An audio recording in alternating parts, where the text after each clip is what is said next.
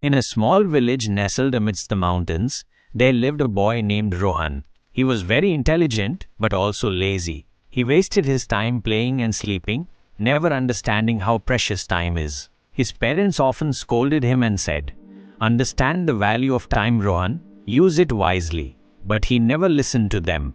One day, Rohan's father sent him to the monastery on the hill. He said, "Go, meet the wise monk.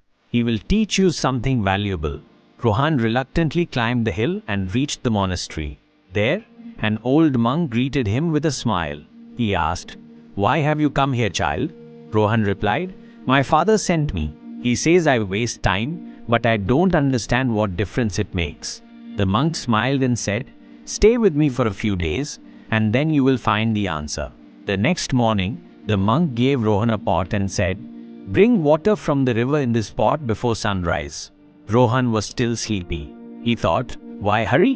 The sun rises every day." He started playing on the way and reached the river late, playing with pebbles. When he returned with water, the sun had already risen. The monk calmly said, "You are late. Today's lesson is over. Try again tomorrow." The next day, Rohan went again but wasted time again. When he returned, the sun had already risen. The monk shook his head. This went on for a whole week, but Rohan could never reach the river on time. One evening, in despair, Rohan asked, "What is the meaning of all this?" The monk took him to a garden and, pointing to a flower bud, said, "Do you see this?" "Yes," Rohan said. "Come and watch it closely at sunrise tomorrow," the monk said. Curious, Rohan woke up early the next day and sat near the flower. As soon as the first ray of sun fell, the bud slowly bloomed into a beautiful flower. He watched in amazement.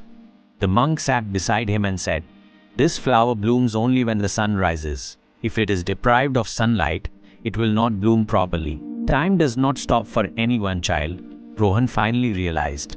He was wasting his life just like he was getting late to go to the river every day. Every moment that passed was like that flower, which did not get a chance to bloom. After that day, Rohan changed. He started waking up early, completing his tasks on time, and making the right use of every hour. When he returned home, his father looked at him with a smile. He knew that the monk's teaching had done its work. Rohan had learned that time, once lost, never comes back.